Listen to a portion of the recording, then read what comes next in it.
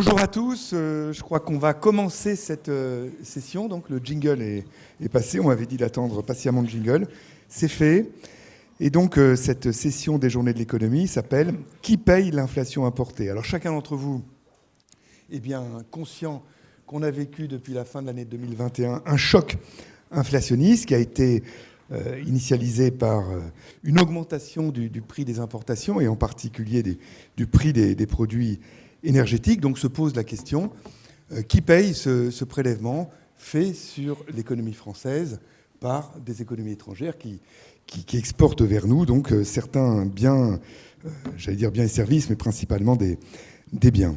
Alors la France est un pays particulier, vous le savez, sur beaucoup de choses, mais entre autres par le fait que l'ensemble des prestations, et quand je parle des prestations, vous voyez, on n'est pas loin des 650 milliards d'euros par an.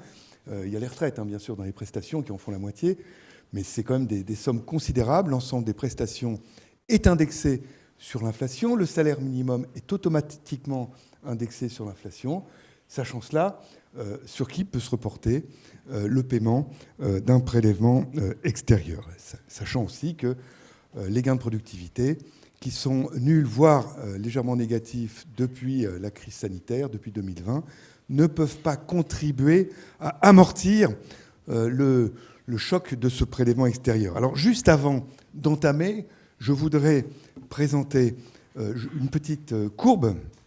Cette courbe, dont les chiffres viennent bien évidemment de l'INSEE, présente le taux de croissance annuel du pouvoir d'achat du revenu disponible brut des ménages par unité de consommation. Alors, je ne vais pas la commenter intégralement, je ne vais pas non plus commenter toutes les années où cette croissance du RDB a été négative. C'est indiqué sur la colonne de droite, ça correspond à des événements particuliers. Je voudrais juste porter votre attention sur les toutes dernières années. Alors 2023, c'est encore une prévision, ça va de soi, faite par l'INSEE dans leur dernière note de conjoncture. Vous voyez quand même le point 2020 qui est un point vraiment intéressant. Le produit intérieur brut français se contracte de près de 8%, un peu moins de 8%. Et pourtant, le pouvoir d'achat du revenu disponible des ménages ne se contracte, lui, que de 0,3% de mémoire. C'est-à-dire quelque chose de très faible par rapport à la contraction du produit intérieur brut. Et les deux années adjacentes connaissent des évolutions du revenu disponible des ménages en pouvoir d'achat qui sont à environ 2%. Et puis, choc suivant, la crise sanitaire, choc inflationniste, 2022.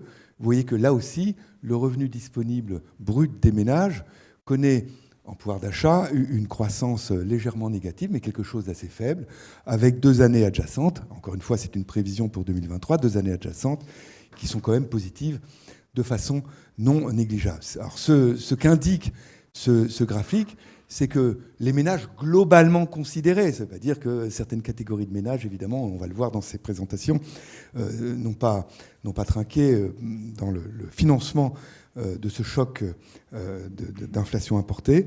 Mais globalement considéré, l'agent économique ménage n'a pas tellement souffert des deux chocs en termes de croissance de son revenu disponible brut, en pouvoir d'achat, n'a pas tellement souffert des deux chocs d'une ampleur quand même considérable que nous avons connue, la crise sanitaire d'abord, et puis la crise inflationniste dont nous allons parler. Alors pour parler de ça, nous bénéficions de la présence de 4 intervenants de très haut niveau que je vais présenter dans l'ordre de leur intervention et pas par ordre alphabétique.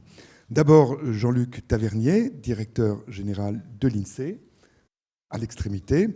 Ensuite, Mathieu Plane, qui est directeur adjoint du département Analyse et Prévision de l'OFCE, à côté de lui. Ensuite, Agnès Benassi, sous-gouverneur de la Banque de France, à mes côtés.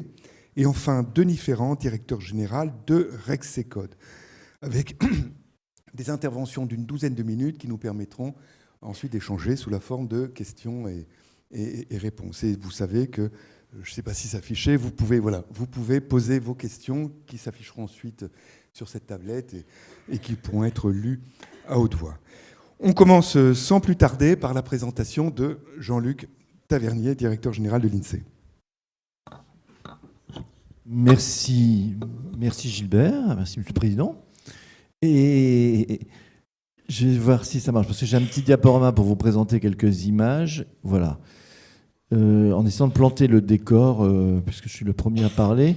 Et moi, j'ai voulu comparer ce choc d'inflation importée de 2021-2022, il commence en 2021, à deux chocs que les économistes connaissent bien, alors pour peu qu'ils soient un petit peu âgés, qui sont les deux chocs pétroliers de 1973 et de 1979, pour qu'on les compare dans leur ampleur et puis dans la manière dont ils ont été gérés et dont les agents nationaux ont eu en supporter les effets en termes de perte de revenus.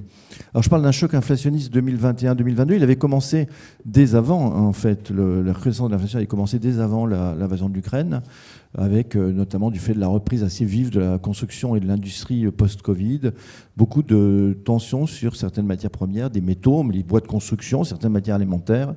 Et puis au moment de mars 2022, au moment de l'invasion de l'Ukraine, sont les prix de l'énergie, sont aussi les prix de certaines matières premières alimentaires qui flambent.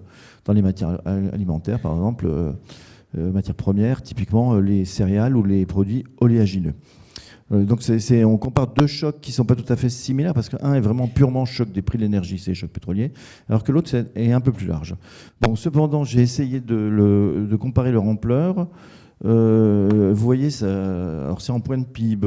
La barre rouge, c'est la perte de revenus liée au surcroît de prix importés en 2021-2022. C'est 6 points de PIB, donc c'est énorme. Et les chocs pétroliers, vous voyez, c'est un peu au-dessus de 4 et puis un peu au-dessus de 2, le premier et le deuxième choc. Donc en gros, ce choc-là, il est un peu plus élevé que chacun des deux chocs pétroliers et un peu moins élevé que la somme des deux. Voilà. Comment on en explique l'ampleur? Alors si on se limite à la partie strictement énergie, même si je vous ai dit qu'il était plus large que la seule énergie en 2021-2022, on peut se demander si c'est parce que l'énergie a pris plus de poids dans le PIB ou si c'est la hausse des prix de l'énergie qui a été plus forte cette fois. Le poids de l'énergie dans le PIB, dans la production nationale, c'est la partie droite du graphique et c'est à peu près les mêmes ordres de grandeur. En revanche, très clairement, la hausse du prix des importations d'énergie a été plus élevée cette fois-ci, en 2022, que lors des chocs pétroliers. Alors pourquoi? Parce que ça concernait en fait toutes les énergies, pas uniquement le pétrole, mais le gaz a eu une hausse de prix fulgurante. Même l'électricité, on s'est mis malencontreusement à importer de l'énergie, de l'électricité, alors qu'on n'en importait pas usuellement. Mais alors, donc je vous ai dit un choc qui a l'air plus important que chacun des chocs pétroliers, mais en fait il y a deux facteurs qui vont l'amortir un peu. Le premier, c'est qu'il est moins durable. Les prix du pétrole, après les deux chocs pétroliers de 73-79, n'ont pas baissé. Il a fallu attendre le contre-choc pétrolier de 1986 pour que le prix du pétrole rebaisse.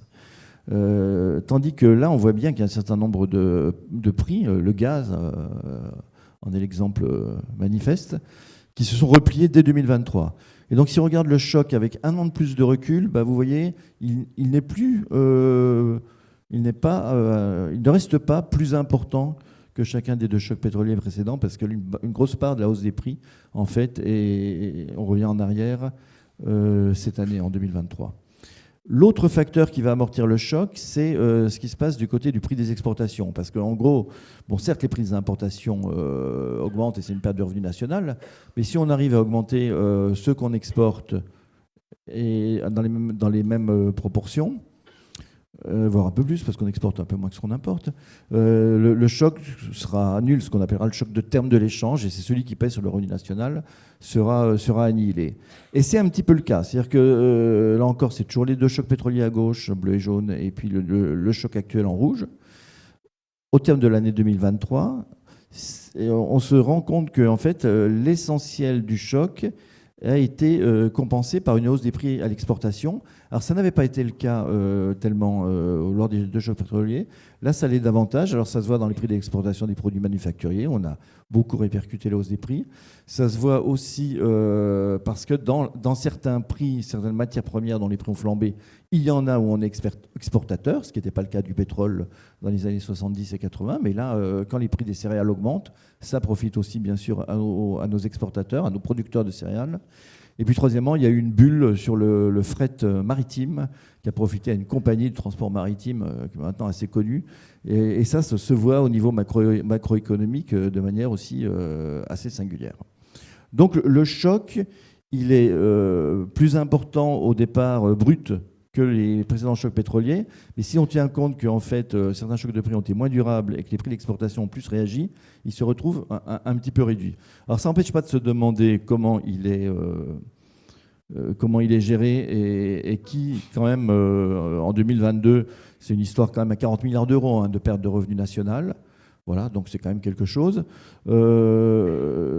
J'ai voulu rappeler ici, parce que c'est pas inusuel, que souvent ce sont les finances publiques qui amortissent les chocs. Alors elles l'amortissent naturellement, c'est ce qu'on appelle dans le textbook d'économie les stabilisateurs automatiques, mais en général on fait plus que ça, on prend des mesures pour amortir les chocs.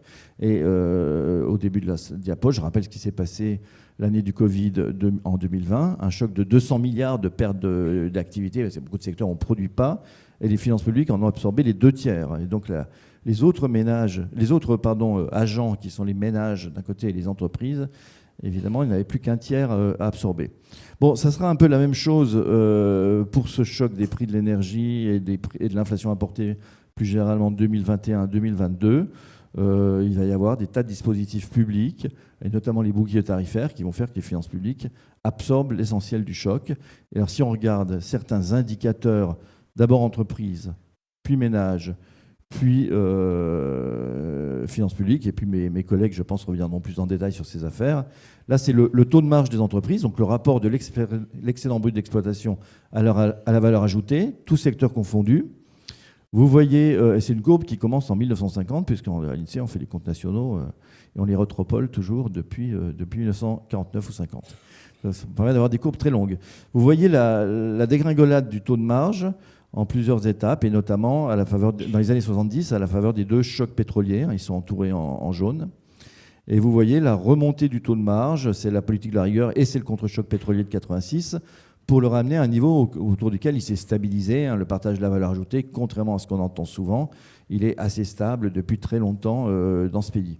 Et si vous regardez la fin de période, vous voyez des petits hoquets, mais ce ne sont pas du tout des chocs à la hauteur de ce qu'on avait connu dans les années 70 et qui avait conduit d'ailleurs à des situations financières insoutenables pour les entreprises et à des difficultés à financer l'investissement. On a eu une baisse de marge quand même assez significative l'année de hausse des prix des produits importés qu'achètent les entreprises en 2022. Et selon toute vraisemblance, une remontée un petit peu du taux de marge en 2023. Et il se trouve à des niveaux tout à fait acceptables. C'est-à-dire que contrairement les hauts chocs pétroliers, ce ne sont pas les entreprises qui payent l'essentiel du choc. Alors pourquoi ça nous renvoie notamment à la question des salaires, et ça va nous amener aux ménages. Là, vous avez, sur les 2 ans qui suivent les chocs, on a toujours les 3 chocs. À gauche, l'histogramme bleu, c'est la croissance du salaire moyen. Et à droite, c'est la croissance des prix. Bon, alors on se rappelle que dans les années 70-80, on était dans un contexte plus inflationniste. Donc les 2 barres sont évidemment beaucoup plus élevées, et à la fois les salaires en nominal et les prix à cette époque-là qu'aujourd'hui. Mais ce qui va m'intéresser de commenter là, c'est l'écart entre les deux. En 1974-15, je pense, ou 73-74, pas de perte de pouvoir d'achat du tout des salariés. Au contraire, il continue les hausses de salaire réel des 30 glorieuses. Et donc évidemment, c'est ça qui fait que les taux de marge des entreprises, en contrepartie, baissent dans le graphique précédent. C'est un petit peu moins vrai, mais il y a quand même un gain de pouvoir d'achat des salariés les 2 années du deuxième choc pétrolier. Et puis dans le choc qu'on a connu là, ça s'inverse, c'est-à-dire que jusqu'à ce jour, jusqu'à 2022 et la moyenne annuelle 2023, et puis sans doute que quand on rajoutera une année 2024, on aura, parce qu'en ce moment les salaires sont la courbe des salaires est en train de dépasser la courbe des prix, mais plus ou moins. Mais jusqu'à présent, on a bien une baisse du pouvoir d'achat depuis que cet épisode inflationniste est revenu pour les salariés. Est-ce que ça se voit sur le pouvoir d'achat des ménages ? Oui. On voit bien qu'il y avait... le bleu, c'est la hausse du pouvoir d'achat de l'ensemble des ménages. Pareil, c'est les 3 chocs. Donc on voit qu'au premier choc pétrolier, le pouvoir d'achat des ménages avait continué de monter de façon très spectaculaire. C'est moins vrai au second choc. Et idem dans le choc qu'on a connu récemment. Cependant, le pouvoir d'achat des ménages n'a pas baissé. Et c'est ce que tu disais, Gilbert, sur 2 ans, il n'a pas baissé. Il est maintenu, en dépit de la baisse des salaires réels. Pourquoi ? Parce qu'on a créé de l'emploi, parce qu'il y a un certain nombre de prestations qui sont indexées, même si elles sont parfois indexées avec un peu de retard. Aussi parce qu'il y a eu une augmentation assez forte des revenus du capital, hein, et la hausse des taux d'intérêt aussi profite aux revenus des ménages. Alors ce qui est orange, c'est quand on tient compte de la démographie et puis aussi de la division des ménages en plus petites unités, qui a moins d'effet d'échelle, et donc les évolutions de pouvoir d'achat. Ça se rapproche plus du ressenti, disons, des gens. Et à ces taux-là, le pouvoir d'achat des ménages, il est juste, disons, stabilisé ces dernières années. Bon, alors j'en termine là. Du coup, si ce n'est pas les ménages qui trinquent et si ce n'est pas les entreprises, qui sait, on revient au point de départ, ce sont les finances publiques. Et donc, à chaque fois qu'il y a un choc, on voit la dette s'accroît, c'est la courbe de gauche, et on ne revient pas en arrière. Alors, ça, c'est en part de PIB. Et puis, le déficit, il a des fluctuations cycliques, mais enfin, il a quand même une tendance assez affirmée à la dégradation. Il était évidemment très dégradé en 2020, puisqu'il y a eu toutes les dépenses liées au Covid, hein, à la fois amortir la chute d'activité plus les dépenses sanitaires. Il y a eu encore en 2021. 2022 aurait pu être l'année il a été en certaines mesures d'une forte amélioration du déficit public, mais il y a quand même une grande partie de dépenses de type bouclier tarifaire pour réduire le poids du choc inflationniste sur les agents, ménages et entreprises, qui est venu substituer aux dépenses Covid qui n'avaient plus à faire, si bien que la réduction du déficit, elle est en deçà de ce qu'on aurait pu... de ce qu'on aurait pu imaginer. Elle nous laisse toujours assez loin des cibles auxquelles on s'engage dans les traités européens. Voilà pour faire l'essentiel. Alors, juste pour terminer, tout ça, c'est très macro. Je vous ai parlé totalité entreprise, totalité ménage. Et évidemment, partout, il y a des gagnants, partout, il y a des perdants. J'imagine qu'on en parlera dans la discussion. Et cette vision macro occulte le fait qu'il y a, et on est bien placé à l'INSEE pour en parler, parce que les inégalités, c'est un truc qu'on connaît et sur lesquels on publie régulièrement, ça cache des situations très variées, à la fois au sein des entreprises et au sein des ménages. Merci pour cette présentation très claire, monsieur le directeur général de l'INSEE. Et puis, donc, on va passer à la présentation de Mathieu. Bonjour, bonjour à tout le monde. Merci pour cette invitation. C'est toujours un plaisir d'être là au GECO. Donc j'ai une petite présentation aussi sur qui paye l'inflation importée, c'est un sujet important aujourd'hui parce que comme l'a bien montré Jean-Luc, ça concerne en fait tout le monde, à la fois la question de finances publiques et donc qui va payer les déficits, la dette, la question du pouvoir d'achat et de sa répartition, parce qu'on parle aussi de macroéconomie, et de la situation des entreprises. Donc c'est vraiment un sujet important qui nous concerne tous. Je vais avoir beaucoup de points d'accord en fait avec ce qu'a montré Jean-Luc en réalité. Notamment sur ce choc-là et qu'il a absorbé.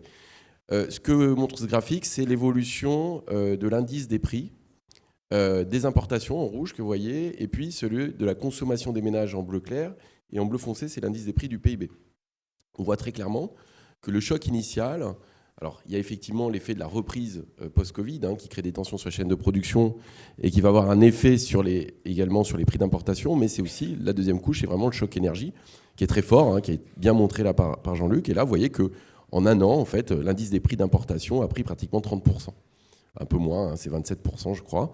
Et on voit le reflux, d'ailleurs, depuis un an, ce qui nous soulage quand même pas mal par rapport à notre dette extérieure. Et vous voyez, après, une diffusion progressive du choc sur l'indice des prix à la consommation. Et c'est ça qui nous intéresse, c'est effectivement la diffusion de ce choc, notamment sur l'ensemble de l'économie. L'autre point qui me semble important, alors je ne compare pas avec les périodes précédente, c'est de regarder aussi les contributions à l'inflation. Ce qu'on voit là, ce graphique-là, c'est en fait l'inflation, la mesure de l'inflation avec les différentes composantes. Il y en a deux qui sont identifiées là, c'est l'énergie en gris et en rouge l'alimentaire. Le reste, c'est 75% de la consommation. Donc le gris et le rouge, normalement, c'est 25% de notre consommation. Il y a 16% pour l'alimentaire, 9% pour l'énergie. Ce que vous voyez, c'est que ces 25% de notre consommation vont contribuer très fortement en fait à la dynamique de l'inflation. Et donc, en fait, on le voit bien. En gros, le choc important 2022, c'est le choc énergie sur l'inflation, qui va contribuer pratiquement, alors c'est pas tout à fait la moitié, mais ça fait 40% de l'inflation.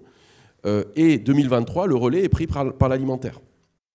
Donc, en fait, vous voyez qu'on a 2 ans de choc assez spécifiques, énergie puis alimentaire. Ces deux composantes, elles vont représenter plus de 50% de l'inflation. Donc ce qui est intéressant, c'est de savoir effectivement qui va encaisser ce choc-là à partir du moment où effectivement ce n'est pas une hausse des prix généralisée de la même ampleur pour tous les secteurs. Alors, Ce graphique-là, alors on voit peut-être pas très bien, j'ai repris très bons travaux de l'INSEE là-dessus, qui a identifié notamment l'évolution de l'indice des prix selon le type de commune de résidence et par niveau de vie depuis le début du choc. Donc vous voyez l'évolution de l'indice des prix en niveau. Ce qu'on voit bien, c'est que la première, vous voyez bien que jusqu'à la fin 2022, le déterminant en fait de ce qui va créer plus ou moins d'inflation pour les ménages, c'est pas tellement le niveau de vie. Vous voyez que les écarts sont assez faibles en fait. Donc ça ne veut pas dire que les plus modestes ont encaissé un choc plus fort que les plus aisés. C'est pas vraiment ce qui se passe sur la question de l'énergie, c'est plutôt le lieu d'habitation. Et donc ce qu'on voit, c'est que les plus pénalisés face à l'inflation, c'est plutôt les zones, les habitants des zones périurbaines ou rurales. Pourquoi ? C'est assez simple. Ils ont besoin de prendre plus leur voiture pour se déplacer, pour faire leurs courses, pour emmener leurs enfants, etc. Donc ils ont pour aller travailler, bien sûr, c'est important aussi. Et donc, effectivement, la facture énergétique liée au transport est beaucoup plus forte, et notamment au pétrole. Pareil sur le logement, souvent c'est plus des logements individuels, etc. Donc vous avez 3 points de différence de prix entre fin 2022, et 3%, c'est beaucoup, 3% entre les zones rurales ou l'agglomération parisienne. Vous voyez, ce n'est pas le même choc pour tout le monde. Et le deuxième choc, c'est le graphique d'en dessous, c'est depuis un an, c'est l'inflation aujourd'hui qu'on observe, et vous voyez que sa répartition, là, c'est plutôt la distribution. On voit que là, pour le coup, on retrouve plutôt un choc en fonction des niveaux de vie. Ah mince, il n'y a plus... Ah bon. On l'a là-bas, ok, on l'a plus sur l'écran. Donc c'est plutôt en fonction des niveaux de vie. Ah, c'est revenu. Bon, c'est reparti. On joue au chat à la souris. Et donc là, pour le coup, c'est différent. L'alimentaire, c'est un peu différent de l'énergie. L'alimentaire, c'est plutôt que le poids de l'alimentaire dans la consommation est d'autant plus élevé que vous êtes un ménage modeste, parce que c'est une dépense plus contrainte. Et donc là, on retrouve en fait un choc qui va porter plutôt sur les plus modestes depuis 2023. Donc il faut faire attention à l'origine du choc et les effets effectivement sur la distribution, notamment des ménages. Alors, juste pour vous donner un peu de données macro aussi, pour compléter ce qu'avait montré Jean-Luc, c'est un peu compliqué ce graphique, mais en gros, ça décompose 2 séquences. 2021-2019, c'est choc Covid. 2021-2023, c'est choc inflationniste. Et en fait, l'ensemble de ces petits histogrammes en fait, mesurent la question du pouvoir d'achat par unité de consommation. Alors, avec des contributions différentes, c'est-à-dire que le bleu, c'est ce qui va être lié au revenu du travail. Donc, c'est l'emploi et les salaires. Le bleu foncé. Le bleu clair, c'est le revenu du capital, donc du patrimoine. Le vert, c'est les prestations sociales. Et en jaune, c'est les impôts. Les impôts et les cotisations, donc c'est les prélèvements. Ce qu'on voit, c'est que sur 2019-2021, ce qui a beaucoup tiré le pouvoir d'achat, c'est les prestations sociales. Ça a été dit. Pourquoi ? Le chômage partiel a été particulièrement important. C'est ce qui va contribuer le plus. On voit que la fiscalité aussi contribue plutôt positivement parce qu'il y a eu des mesures, notamment de suppression de taxes d'habitation. Vous voyez que 2021-2023, le schéma est très différent. Et 2021-2023, c'est le moment de l'inflation. Ce qui va tirer surtout, et ça c'est un point important, ce qui va tirer quand même surtout le pouvoir d'achat par unité de consommation, qui reste positif, comme l'a montré Gilbert ou Jean-Luc, c'est le petit point rouge, on voit que ça reste quand même légèrement positif par unité de consommation, c'est quand même essentiellement les revenus du capital. Or, ce n'est pas forcément les mêmes ménages. Vous voyez que les revenus du travail sont aussi positifs, mais c'est un peu compliqué d'un point de vue macroéconomique, parce que ce n'est pas lié au salaire. Ce qu'on a vu, les salaires réels ont baissé, c'est parce qu'il y a eu beaucoup de création d'emplois. Donc, il y a de la masse salariale. Par contre, les prestations jouent négativement parce que c'est le retrait du quoi qu'il en coûte. Donc, on voit que les compositions en fait, de ce pouvoir d'achat sont très différentes selon les séquences. Sur plus longue période, je surveille le chrono, sur plus longue période, vous voyez que grâce à l'INSEE, on peut faire des belles courbes. Et donc, c'est les niveaux de vie, enfin le pouvoir d'achat par unité de consommation depuis le début des années 90, et c'est même en fréquence trimestrielle. On voit les différentes séquences. On voit bien l'aplatissement post-2008 qui va durer jusqu'en 2014, la reprise après 2014. Et là, en fait, ce qu'on voit, c'est qu'on a plutôt bien traversé la crise Covid en réalité. Ce qu'on voit, c'est que le pouvoir d'achat par unité de consommation a augmenté sur la période 2021. En revanche, depuis la fin 2021, et là, il y a les prévisions de l'OFCE qui vont jusqu'à fin 2024, ce qu'on voit, c'est qu'on est plutôt sur une stagnation. Si on prend le fin 2021 à fin 2024, nous, notre prévision, c'est qu'on a un niveau pouvoir d'achat par unité de consommation en réalité qui stagne. Ce qui en soi, finalement, permet de quand même limiter la casse, mais comme on a montré là, juste avant, c'est qu'il y a quand même des effets de distribution. Tout le monde n'a pas les mêmes origines de revenus. Donc, en fait, la problématique, elle n'est pas tellement macro, elle sera plutôt micro, à mon avis, sur cette question-là. Pour conclure, si je suis dans les temps, qui paye l'inflation, c'était le sujet. Donc, vous voyez, il y a plein de façons d'aborder cette question-là.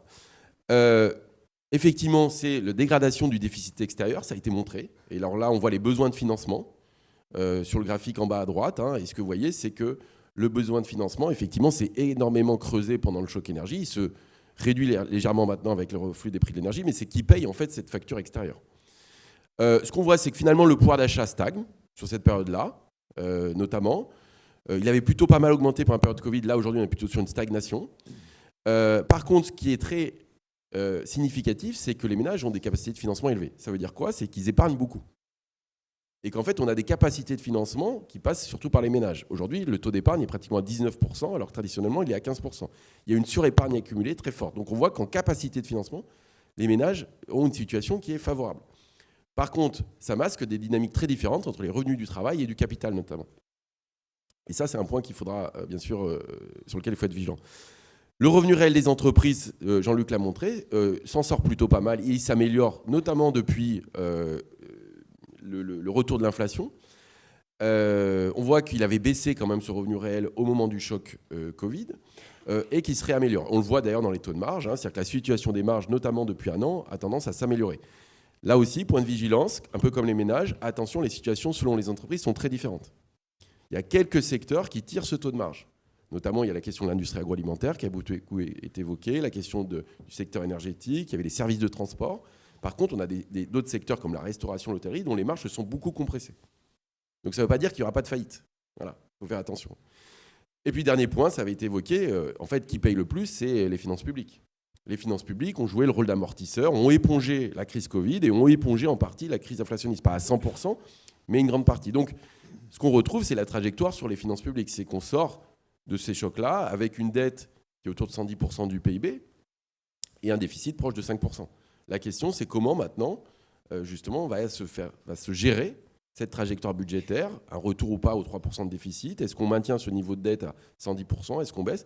Et donc, c'est plutôt l'après, là, sur la répartition, justement, du choc actuel sur, justement, le financement futur.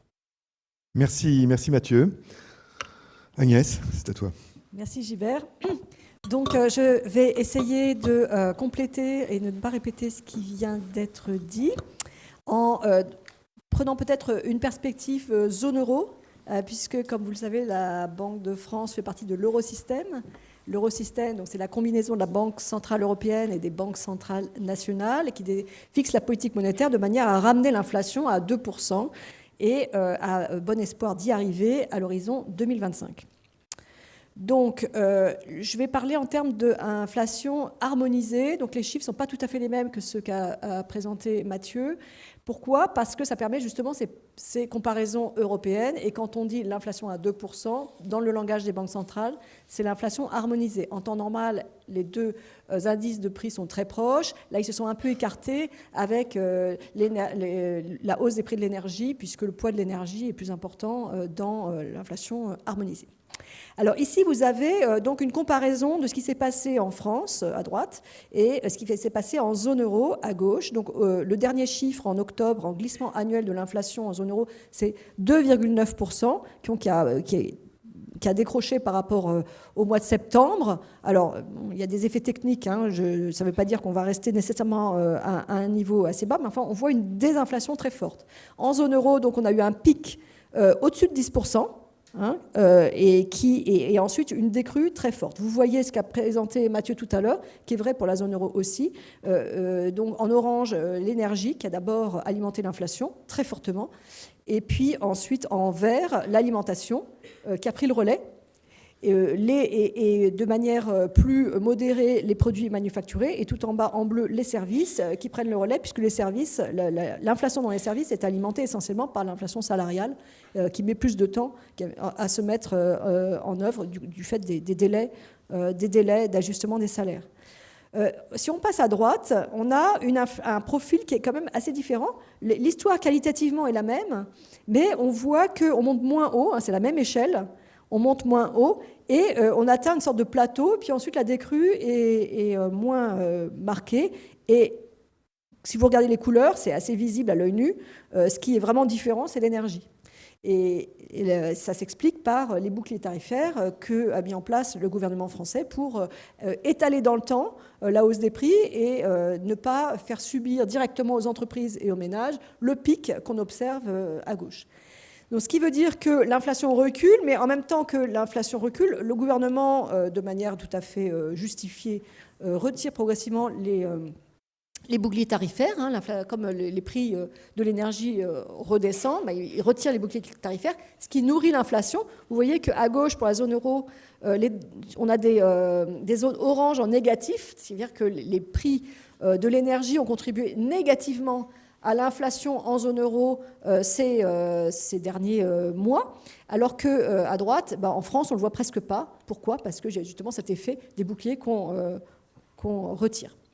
Alors, ça nous amène au niveau des prix. Si on part de 100 au début de l'année 2021, où est-ce qu'on est aujourd'hui ?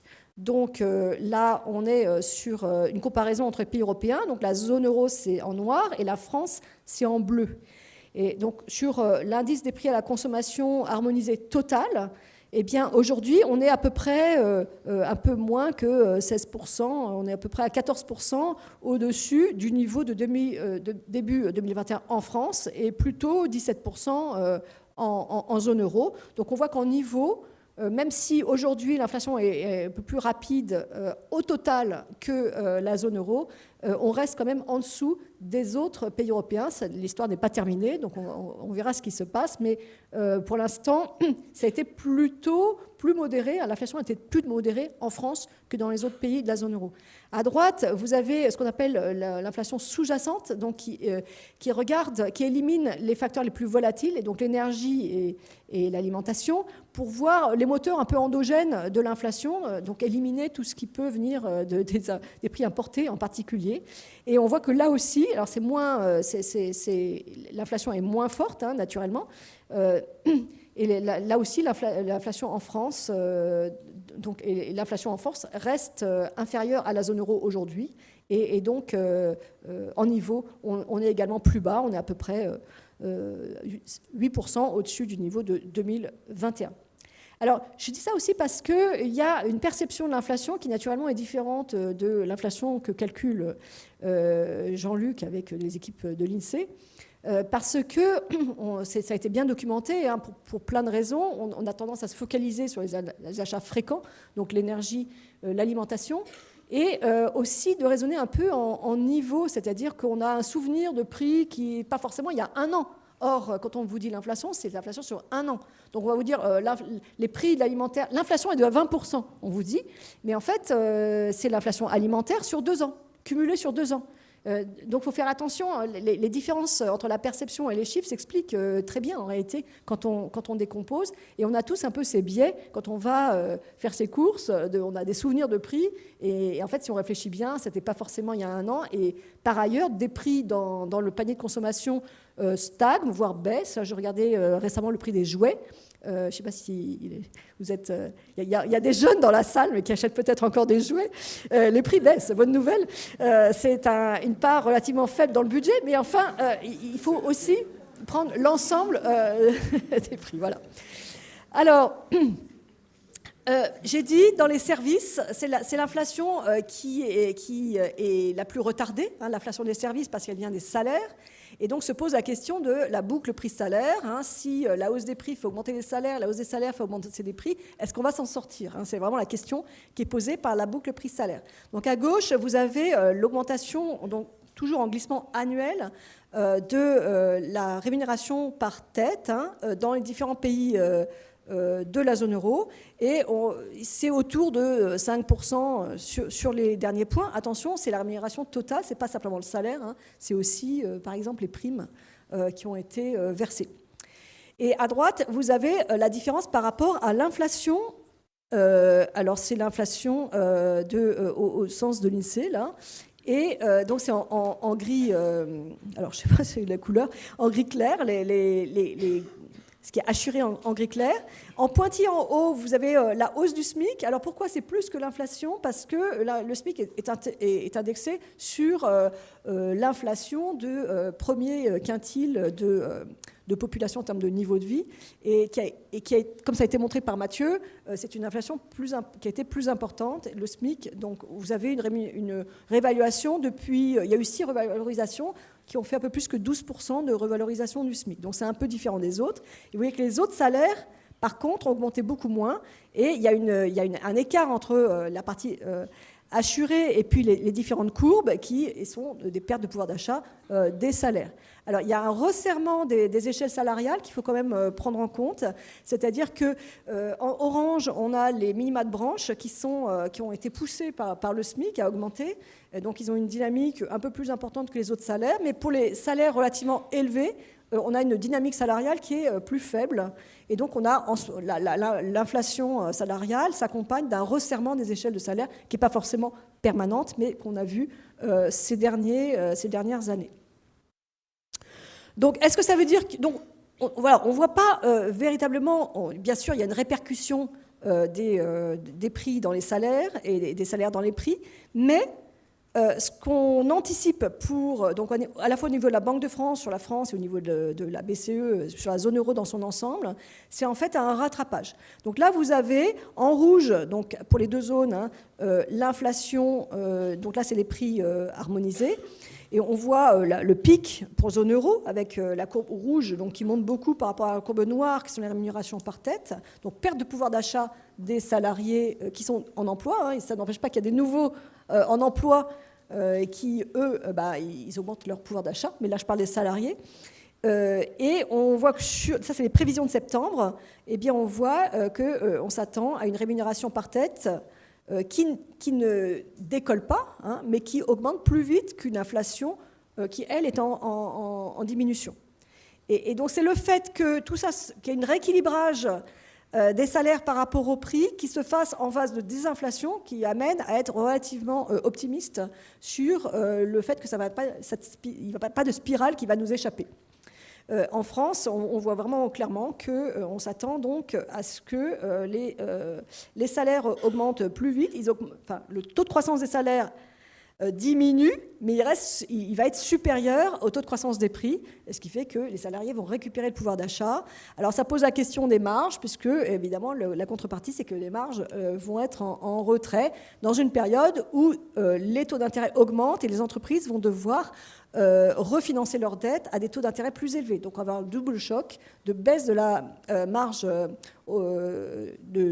la marge opérationnelle et augmentation des frais financiers. Donc c'est quelque chose qu'on suit avec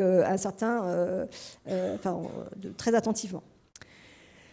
Alors, pourquoi est-ce qu'on n'a pas finalement de spirale prix-salaire qui nous échappe? En fait, on a donc des prix qui se répercutent dans les salaires. Alors, si on regarde la France, après un an, c'est de l'ordre de 40%. C'est-à-dire que si les prix augmentaient de 10%, eh bien les salaires augmenteraient au bout d'un an, en moyenne, toutes choses égales par ailleurs, de 4%. Mais la répercussion des salaires dans les prix est beaucoup plus faible, parce qu'en fait, les entreprises ont du coût du travail, mais il y a d'autres facteurs, et donc la répercussion est beaucoup plus faible. Et le point vraiment qui le montre, c'est la Belgique, puisque la Belgique a des salaires qui sont indexés, et donc vous voyez que la répercussion, c'est la barre bleue est très élevée, la répercussion des prix dans les salaires est très élevée, mais par contre la répercussion des salaires dans les prix est très faible, c'est-à-dire que les entreprises belges mangent leur marge quand les salaires augmentent. Et donc, on n'a pas, du coup, véritablement cette spirale.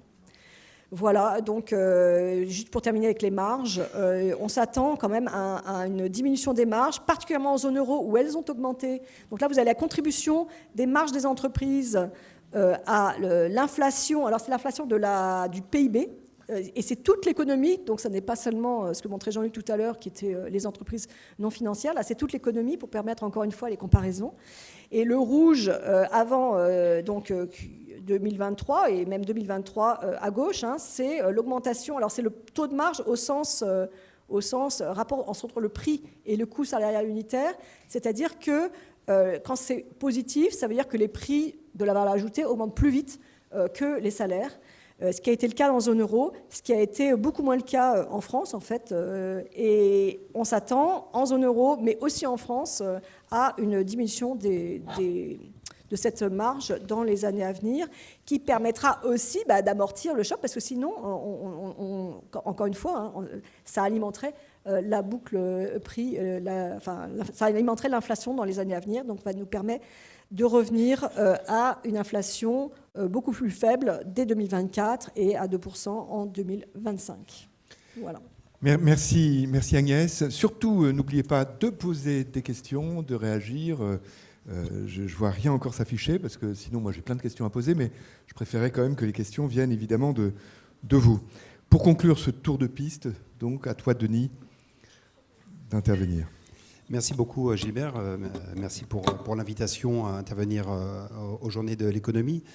Est-ce que tu peux me permettre d'usurper un peu ton rôle de modérateur en ramassant quelques-uns des éléments des interventions?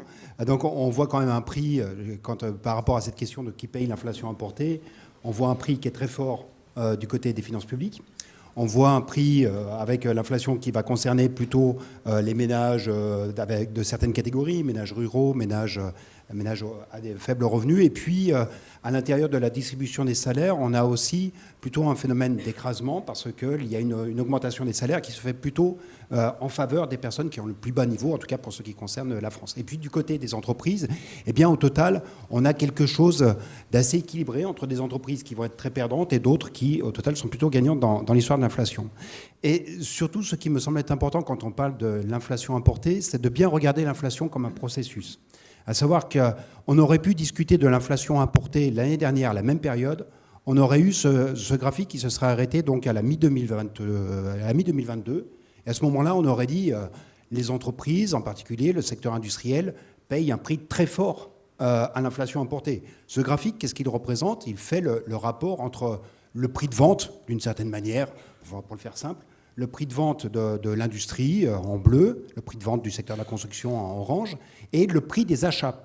Donc un peu cet effet d'inflation importée. C'est ça qui a beaucoup joué sur cette baisse du prix relatif des prix de vente par rapport au prix des achats. Et donc à ce moment-là, on aurait dit les entreprises prennent très cher. Pourquoi est-ce qu'elles prennent très cher? Et pourquoi y a-t-il ce processus ensuite qui se fait d'un rattrapage? Et à la fin, on retrouve quasiment le niveau initial quand on regarde ce rapport de prix relatif pour l'industrie et encore plus pour le secteur de la construction.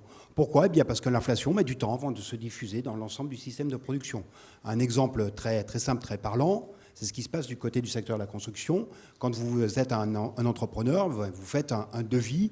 En général, les devis sont valables, proposent des prix qui sont fixés pour un an. Et donc, si entre-temps, il y a une augmentation de vos prix de vos consommations intermédiaires, c'est pour votre pomme. Parce que vous n'aurez pas de renégociation du devis. Parce que là, on s'est habitué pendant 20 ans, 30 ans, à vivre dans un monde où il y avait très peu d'inflation.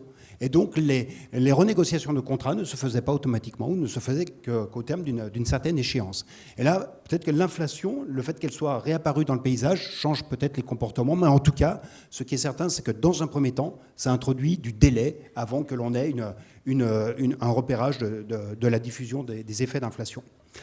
Et d'une certaine façon, l'inflation, il me semble qu'on peut la lire au travers d'un prisme d'une valse à 3 temps. C'est-à-dire que dans un premier temps, on a bien eu l'inflation par les coûts, l'inflation importée principalement, qui est née des violents déséquilibres que l'on a eu au sortir des phases de pandémie, des phases de confinement, avec tous les problèmes que l'on a connus, les problèmes d'approvisionnement, les problèmes de logistique qui se sont traduits par une augmentation très importante du prix du fret maritime, par exemple. Mais ça, c'est la première étape. Cette première étape, elle est close. Et en revanche, lui a succédé le deuxième temps de l'inflation, qui est celui de la récupération, où chacun essaye en gros de limiter sa perte individuelle, qu'il s'agisse de salariés, qu'il s'agisse d'entreprises, et essaye d'augmenter soit ses prix, soit d'augmenter ses salaires pour ce qui va concerner les salariés impliqués. Et donc on est dans un second temps de l'inflation, où celle-ci procède moins d'un choc d'amont, qu'elle ne procède d'une réaction à l'intérieur du corps économique, et donc de ce que l'on peut appeler une boucle prix-revenu, le 40% que tu évoquais à l'instant, Agnès. Viendra peut-être le troisième temps de l'inflation, mais ça on n'y est pas encore, qui est ce temps qui est plus déterminé par des aspects structurels. La décarbonation aura des conséquences inflationnistes. C'est un changement dans les modes de produire. On va produire la même chose, mais dans des conditions que l'on ne fait pas actuellement tout simplement parce qu'elle coûte plus cher. Donc oui, il y aura de l'innovation, la décarbonation à un moment ou à un autre par les gains de productivité sera propice à une baisse des prix, mais dans l'immédiat, la décarbonation aura une conséquence inflationniste. Et là, on aura des comportements qui seront structurellement plus élevés. Mais surtout, dans l'entre-deux, il y aura eu un changement. En fait, l'inflation, c'est un passage entre deux équilibres, d'une certaine manière.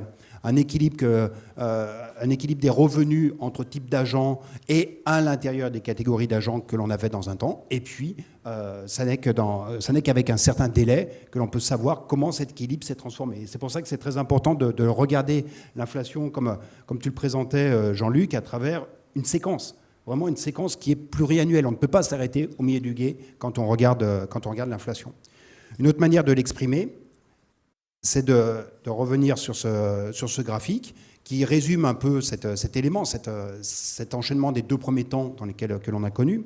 Regardez sur 2021-2022, donc la courbe noire, c'est le prix de production des branches marchandes. Donc en gros, le prix sorti d'usine, le prix sorti de bureau, le prix sorti de chantier, pour faire simple. Donc on voit bien que l'inflation, désormais, on est revenu à 1,1% glissement sur un an sur les prix de production, donc l'inflation a disparu à cette aune. Mais surtout, c'est le changement dans sa composition qui est intéressante, me semble-t-il. Pendant toute la période 2021-2022, l'essentiel, la principale contribution, c'est le prix des consommations intermédiaires. Le prix de production, en fait, c'est la somme de 3 composantes principales. C'est le coût de vos achats, c'est la marge que vous allez faire par unité que vous produisez, enfin, l'évolution de la marge que vous faites par unité que vous produisez, et puis l'évolution de vos coûts salariaux par unité de production. Et donc, pendant toute la première période, l'essentiel, la quasi-intégralité de l'inflation procède du coût des consommations intermédiaires. Désormais, avec la baisse des prix des importations que tu as rappelé, Mathieu, on voit que les coûts des consommations intermédiaires ne jouent plus dans le sens de l'inflation, mais au contraire, vient la modérer. Et ce qui veut dire que, comme il reste un petit écart, et cet écart, il est dans 3,5 points en ce moment, il y a un écart entre l'évolution du prix de production et l'évolution du prix des consommations intermédiaires. En fait, désormais, toute l'inflation vient de l'évolution des revenus, donc vient de la réaction du corps économique à un choc qui lui a été administré. Donc, on est dans un contexte où chacun a essayé soit d'augmenter ses prix, soit d'augmenter ses salaires. Ça, on peut essayer d'augmenter ses prix tant qu'il y a de la demande, quand on est une entreprise en particulier. Or, on est en train de changer d'environnement. Sur ce graphique, on a reporté la proportion d'entreprises qui se déclarent contraintes dans leur activité, soit par une insuffisance de demande, soit par le fait qu'ils ne sont pas en capacité de produire parce qu'ils n'ont pas la main-d'œuvre à leur disposition. Donc les courbes en trait bleu sont relatives à l'industrie. En trait plein, c'est les contraintes de demande. En trait fin, en pointillé, c'est les contraintes qui sont liées à la main-d'œuvre. Et ce sont les services qui sont exprimés en orange. En fait, on est en train de changer de paysage où désormais les contraintes sont beaucoup plus en provenance d'une demande qui est beaucoup moins dynamique. Et dans ce contexte-là, la possibilité de passer des hausses de prix de la part des entreprises commence à se refermer. Oui, en 2022, deuxième partie de 2022, première partie de 2023, les entreprises ont passé des hausses de prix et ont compensé en fait le choc initial qu'elles avaient subi. Elles ont rétabli cet équilibre. Maintenant, cette possibilité est en train de se refermer parce que la demande est désormais beaucoup plus contrainte. Et où est-ce que ça nous amène au total? Où est-ce que ça nous amène notamment en termes de taux de marge? Donc oui, quand on regarde le taux de marge, il y a 2 manières de le regarder. Soit le taux de marge, c'est toujours un taux de partage. Mais qu'est-ce que l'on partage? Est-ce que l'on partage la valeur ajoutée? Oui, ça c'est la répartition de la rémunération de la valeur ajoutée entre du capital et du travail. Et donc le taux de marge, c'est la proportion qui reste aux entreprises une fois qu'elles ont payé leurs salariés. C'est la courbe en trait orange. Le taux de marge, il est revenu à un niveau, d'ailleurs il n'a même pas tellement chuté, mais il est revenu à un niveau qui était celui que l'on connaissait en 2019. Et puis qui est cohérent avec ce que l'on avait pendant toute la période d'une croissance relativement stabilisée de 2015 à 2019. En revanche, quand on regarde les marges, donc le résultat d'exploitation dégagé par les entreprises en proportion de la production, il y a encore un peu de traces du choc qui était intervenu en 2021-2022, ce choc de coût, et le taux de marge qui rapporte le BE à la valeur de la production n'est pas encore revenu au niveau que l'on avait initialement. Donc il reste un peu de paume et du côté des entreprises, qui se voit notamment dans le fait que vous avez désormais des situations de liquidité qui commencent à se dégrader du côté des entreprises, des trésoreries qui commencent à être plus tendus, des délais de paiement des clients qui s'allongent. Tout ça, ce sont tout un ensemble de signaux qui renvoient à l'idée qu'il y a eu quand même le passage à l'inflation a laissé quand même quelques dommages qui vont se voir sur les bilans. Pour ce qu'il en est des salaires, là aussi, il faut regarder l'évolution des salaires en processus, avec clairement la courbe en trait bleu, c'est le salaire moyen par tête. Ben oui, il n'a pas suivi l'évolution de l'indice des prix hors tabac. En revanche, quand on rajoute les primes, et notamment les primes défiscalisées, eh bien on voit qu'en 2022, fin 2022 en tout cas, l'évolution du salaire moyen par tête était collée à l'évolution de l'indice des prix hors tabac. Pourquoi ? Parce qu'en 2022, début 2022, on était encore dans le débat, l'inflation est temporaire ou est-elle durable ? Et début 2022, la tendance était encore, on est sur une inflation temporaire. Les entreprises n'actent pas dans leurs négociations salariales le fait qu'on est sur une inflation durable. Et donc, elles n'actent pas, en termes d'augmentation des salaires, l'idée qu'il pourrait y avoir une inflation assez forte. Et puis, au fur et à mesure du déroulement de l'année 2022, eh bien, le diagnostic change radicalement. De cette inflation perçue dans un premier temps comme temporaire, on passe sur une inflation plus durable.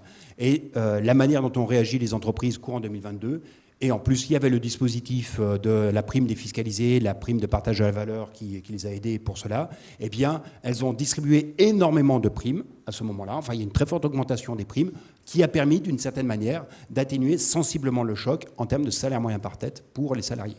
Et sur l'année 2023, on va avoir plutôt... Donc, on a compensé par des primes la perte de pouvoir d'achat qui était intervenue en 2022. Sur 2023, là, c'est l'évolution. Ce sont les salaires eux-mêmes qui vont soutenir l'évolution salariale. Et puis à la fin, les salaires, où est-ce qu'ils se terminent ? Est-ce que on sait qu'on a une indexation de juré du salaire sur les SMIC, sur les prix. Je reprends. On sait qu'on a de juré une indexation du SMIC sur l'indice des prix hors tabac pour les ménages du premier quintile. Je l'ai bien dit ? C'est bon ? Ouais. Donc voilà, je me suis rattrapé. Maintenant, est-ce que cette indexation de juré n'est pas de fait une indexation de l'ensemble des salaires ? Est-ce que, et ça, c'est bien un peu l'étape nouvelle du processus qu'il va falloir surveiller de mon point de vue, parce qu'il y a un écrasement de l'échelle des salaires. La proportion de smicards dans l'ensemble des salariés progresse, puisque ça a été très bien montré dans un papier qui est sorti récemment, qui a été sorti par l'INSEE récemment, où on voit qu'il n'y a pas de perte de pouvoir d'achat sur le bas de la distribution, mais plus on monte dans l'échelle des qualifications, moins on a gagné, enfin plutôt plus on a perdu en termes de pouvoir d'achat. Les cadres ont plus perdu que n'ont perdu les smicards au cours de la période actuelle. Et donc on a une compression de l'échelle des salaires. La question, c'est de savoir à quel niveau vont se remettre les différents barreaux de l'échelle. Est-ce qu'on va retrouver la répartition, la hiérarchie des salaires que l'on avait préalablement à la phase d'inflation, ou est-ce qu'on va avoir une déformation durable de cette échelle des salaires et donc d'une compression ? Et là, quand on regarde les exemples du passé, ce que l'on voit, c'est qu'après chaque accélération forte du SMIC, qui s'est traduite initialement par une augmentation de la proportion des smicards dans l'ensemble de la population en emploi, a succédé ensuite une baisse assez rapide de cette proportion. Et donc, d'une certaine manière, ça n'est évidemment qu'une manière très rapide d'apprécier cet effet de compression puis dilatation, mais d'une certaine manière, c'est bien ce qui s'est passé par le passé. Il reste à savoir où est-ce que le coup va s'arrêter, avec quand même une contrainte, mais ça, je crois qu'il y avait déjà eu beaucoup d'échanges là-dessus, hier, je crois, sur le thème de la productivité. Ce qui fait, in fine, la progression du salaire horaire réel sur très long terme, ce sont les gains de productivité. Productivité horaire, ici, on pourrait prendre la productivité par tête. On a un décalage important qui s'est effectué entre productivité et salaire réel, dans un sens plutôt défavorable au salaire. Et juste pour terminer, en termes de processus, il y a quand même un élément qui est très important, et là, c'est une question qui va se poser en 2024-2025, c'est que oui, il y a un choc initial qu'on peut comparer au choc pétrolier, mais il y a une différence majeure par rapport au choc pétrolier. C'est que le choc sur les prix de l'énergie, c'est un choc régional. C'est-à-dire que le choc de prix que l'on subit en Europe n'est pas du tout de même ampleur à ce que l'on a observé en Asie et ce que l'on observe aux États-Unis. Et donc, ça va induire une déformation des paramètres de compétitivité plutôt défavorable à l'Europe. Et là aussi, c'est une trace qui paye l'inflation importée. In fine, ça pourrait bien être la compétitivité des exportateurs européens qui subissent un choc de prix que ne subissent pas ou pas dans la même ampleur des producteurs d'autres pays qui en plus ont le bon goût de stimuler à mort leur investissement à travers de l'IRA ou d'une allocation du crédit de la part des banques chinoises à destination du monde industriel. Merci beaucoup Denis. Plusieurs questions sont arrivées, auxquelles je vais en rajouter une d'ailleurs. Première question auquel je rajouterai la mienne, c'est qu'est-ce que l'on peut prévoir pour l'année 2024 au niveau de l'inflation des salaires et du pouvoir d'achat, pouvoir d'achat salarial j'imagine et de l'ensemble des revenus par ailleurs. Et du coup je voudrais ajouter à ça une question connexe. Bien sûr, les mécanismes d'indexation des salaires sur les prix sont maintenant moins dynamiques qu'ils ne l'étaient au moment des 2 premiers chocs pétroliers. Je vous rappelle que l'interdiction de l'indexation des salaires sur les prix a été décidée par le gouvernement en 1983, gouvernement Mauroy.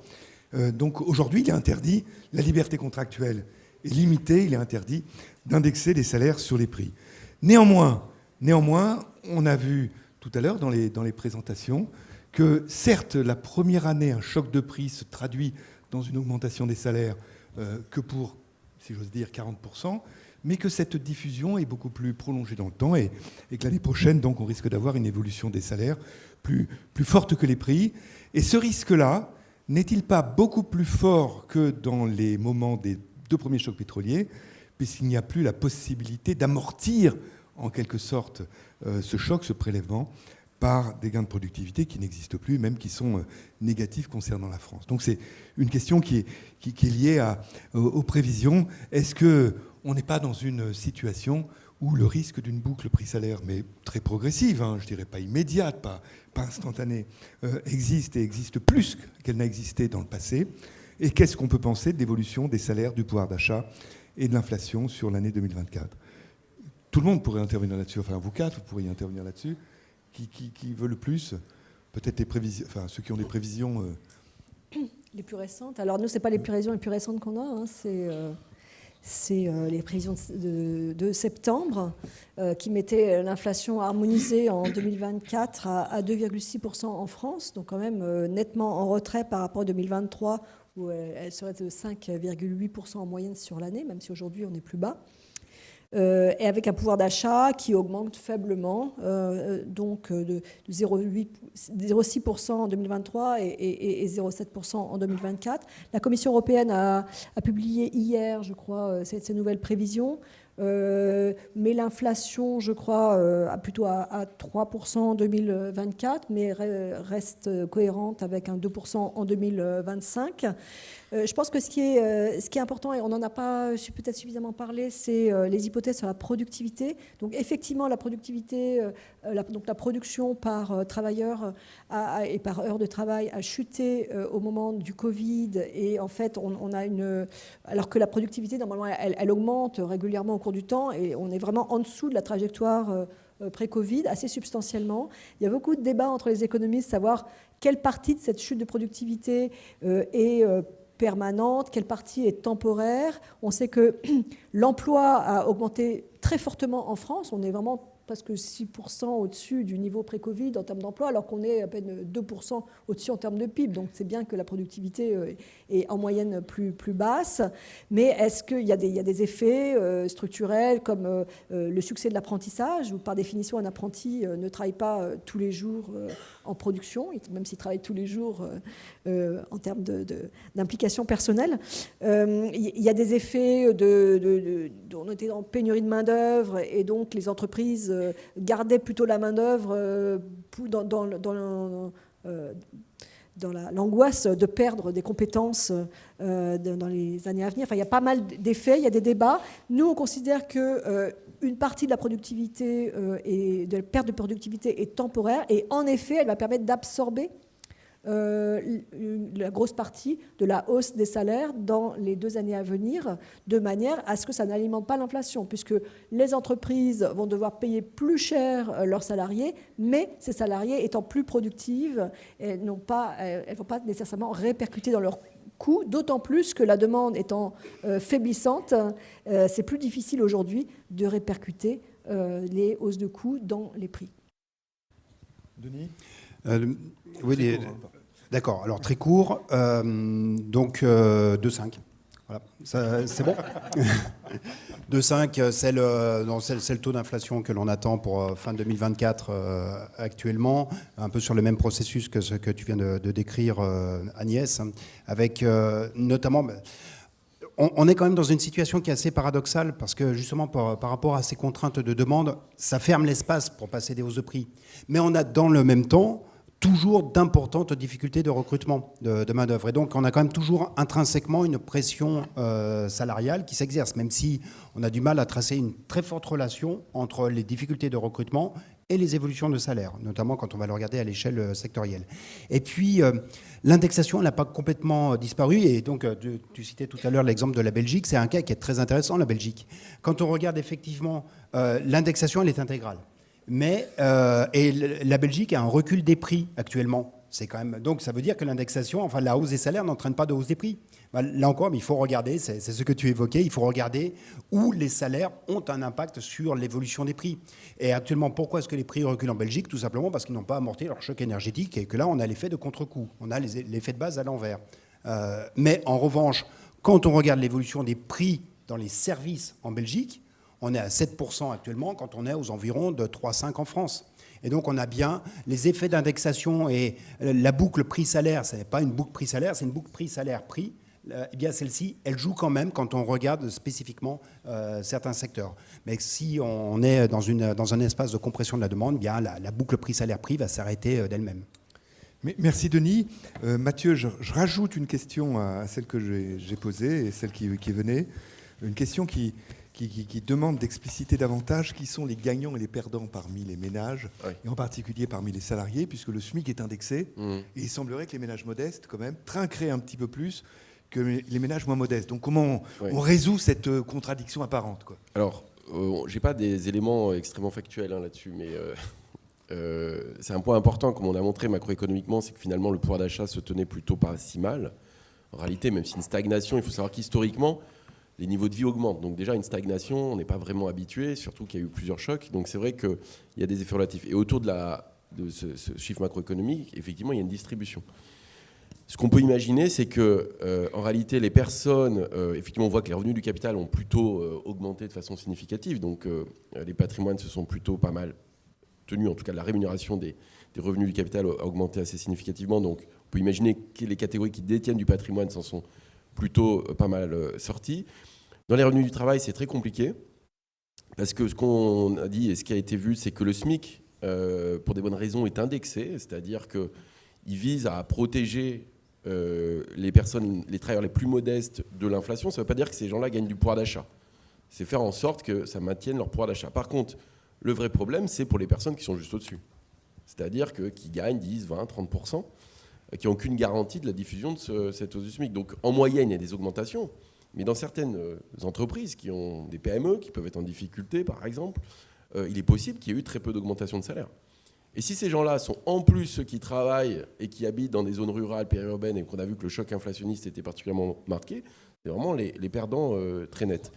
Donc il y a la question, et d'ailleurs on le voit, hein, le tassement des salaires en France, on le voit avec le pourcentage de personnes au SMIC qui augmente, premièrement, et deuxièmement, sur les exonérations de cotisations sociales patronales qui ont augmenté très significativement en 2022, je crois de 8 milliards. Pourquoi ? Parce qu'elles sont calculées en fonction du SMIC, et elles sont maximum au niveau du SMIC. Et donc ça veut dire que, globalement, ces exonérations, elles augmentaient plus que la masse salariale. Donc on peut imaginer qu'il y a une forme de tassement vers le bas. Et donc ça pose un problème de la dynamique des salaires au-delà du SMIC. Et comment vous rémunérez, la qualification, l'expérience, etc. Ça, c'est un vrai problème pour moi. Et deuxième chose, c'est, alors après, il y a les prestations sociales. Les retraites, finalement, s'en sortent plutôt pas mal dans l'affaire, avec retard. Par contre, c'est avec retard, c'est-à-dire que les indexations sont avec retard, mais sur la séquence de début 2022 jusqu'à début 2024, la hausse de la pension de retraite moyenne va être, enfin du régime général, sera de l'ordre de 11% sur l'espace de 2 ans, mais avec un retard. Donc il y a quand même un choc avec un décalage, et on le voit sur les autres prestations qui sont revalorisées qu'en avril, qui seront revalorisées de façon significative, mais qui n'ont pas augmenté jusqu'à présent comme l'inflation.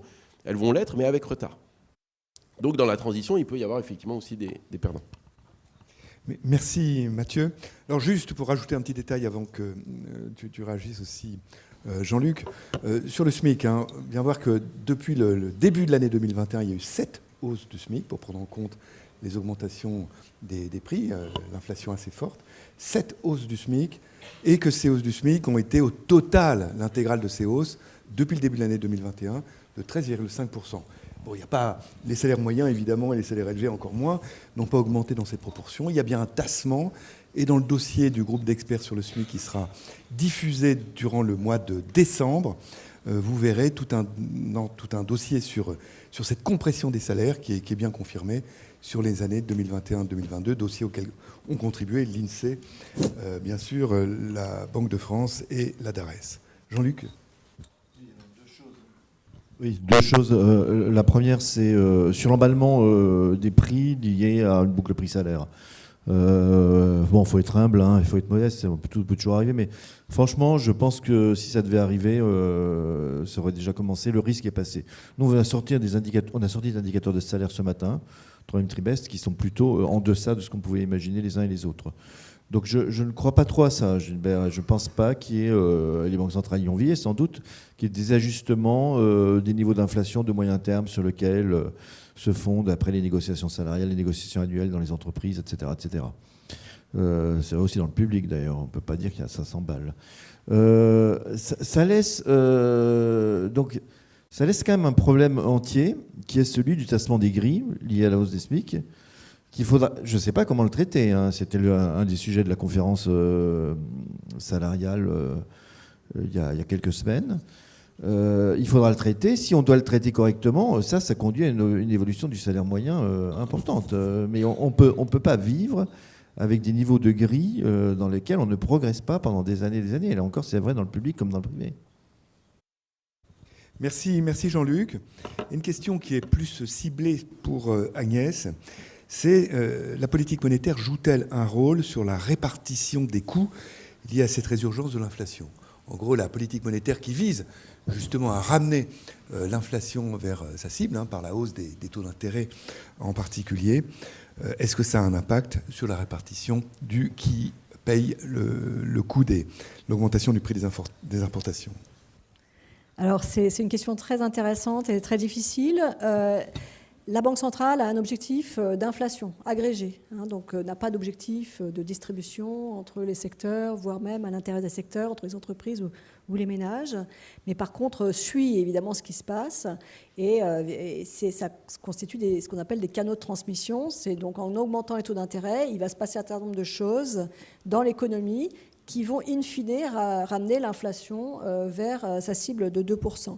Alors, quelles sont ces choses qui se passent quand la Banque centrale augmente ses taux d'intérêt ? Elle a augmenté de 4,5 points de PIB, 4,5 points de pourcentage, merci. Les taux directeurs depuis juillet 2022, donc c'est une hausse très rapide. Pour vous donner un ordre de grandeur, la précédent cycle de hausse des taux, c'était 2005. Et ça a été plus étalé dans le temps, c'était seulement 2 points de pourcentage. Donc on est sur une augmentation très forte. Alors quels sont les impacts ? Ça a un impact sur les entreprises, moins en France que dans d'autres pays à court terme, parce que les entreprises sont plus endettées à long terme, et donc seulement 30% de leur dette est à taux variable ou à moins de 1 an. Donc c'est plus étalé dans le temps, mais enfin d'ici 2025, plus de la moitié de la dette des entreprises va devoir être refinancée au nouveau taux. Et donc là, c'est une manière donc les entreprises vont payer. C'est ça le thème de la session. Les ménages, bien évidemment, et là, avec des inégalités, puisque en fait, les taux d'intérêt des emprunts augmentent pour, par exemple, les nouvelles personnes qui veulent acquérir un logement, alors que ceux qui sont déjà endettés, ils sont endettés à 20 ans avec des taux très bas l'année dernière, il y a 2 ans, eh bien, ils gardent les taux très bas. On n'est pas comme en Suède où les taux s'ajustent vers le haut. Donc là, on a au sein des ménages des effets qui sont que les nouveaux accédants à la propriété vont subir des taux d'intérêt plus élevés. Néanmoins, c'est quelque chose qu'on suit à la Banque de France et on voit que la part des nouveaux accédants, des primo-accédants dans les emprunteurs augmente, même s'il y a un retrait Crédit Global, la part des primes. Donc on est quand même assez content de ce résultat qui est dû aux politiques macro-prudentielles. Et enfin, il y a un autre aspect dont on n'a pas parlé qui est le taux de change. Donc quand le taux d'intérêt augmente, en principe, si ça n'a pas été anticipé, eh bien, la monnaie s'apprécie, donc l'euro s'apprécie, et ça peut être une source de désinflation, puisque les importations vont coûter moins cher. Là, évidemment, comme c'est un choc mondial, c'est celui qui augmente le taux d'intérêt le plus vite, le plus haut, qui a l'appréciation. Et les autres qui ont une dépréciation entraîne, donc par exemple le Royaume-Uni a subi pas mal de dépréciation et ça rend la tâche plus difficile pour la Banque centrale, mais aussi ça fait des pertes de pouvoir d'achat pour les ménages, puisqu'une partie de leur panier de consommation est importée. Donc on a aussi ces effets-là via donc c'est le canal externe de transmission de la politique monétaire qui joue. Pour la zone euro, ça ne joue pas énormément parce que, comme vous le savez, il n'y a pas de taux de change au sein de la zone euro. Et donc, c'est uniquement par rapport à l'extérieur. Et la zone euro, et comme c'est une grande zone, la part des importations qui viennent du reste du monde, bon, c'est substantiel, mais c'est beaucoup moins important que pour des économies qui sont hors de la zone euro. Merci beaucoup. Une autre question qui se réfère d'ailleurs à un document du Trésor. Le Trésor avait estimé que l'État avait pris en charge 52% du choc. Je pense qu'il s'agit du choc, c'est en 2022. Les entreprises 42% et les ménages 6%. Qu'en est-il en 2023 ? Donc l'État aurait pris en la charge d'une grosse majorité du choc. Les entreprises, une petite minorité, les ménages quasiment rien. Pour 2022, qu'en est-il en 2023 ? Est-ce qu'on peut avoir une répartition synthétique de ce type-là ? Mathieu ou... C'est Jean-Luc. Jean-Luc ou Mathieu ? Moi, j'avais un graphique là-dessus à la fin sur les besoins de financement. Sur 2023, ce qu'on voit, c'est que... alors, c'est compliqué parce qu'en fait, les finances publiques, finalement, elles ne se dégradent pas tant que ça, mais normalement, elles auraient dû s'améliorer. C'est-à-dire que c'est le contrefactuel parce qu'on sortait du quoi qu'il en coûte. Donc le choc est quand même encore absorbé beaucoup par les administrations publiques. On voit, il y a eu le prolongement notamment des boucliers tarifaires électriques, mais une partie du gaz aussi jusqu'en juillet.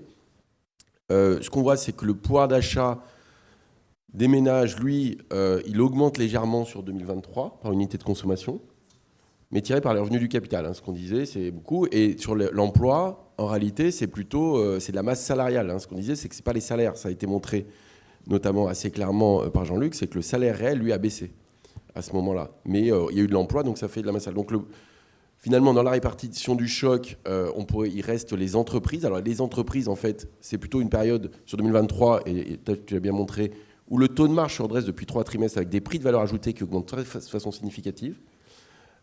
Pour qu'ils rattrapent aussi une partie des pertes. Donc c'est vrai, comme ça, j'allais dire, ça reste quand même beaucoup les administrations publiques qui amortissent quand même le choc. Une majorité. Ouais. Oui, déjà, le choc s'est beaucoup réduit. Comme j'ai essayé de l'expliquer tout à l'heure, le choc s'est beaucoup réduit en 2023. Il y a une partie du choc qui a disparu.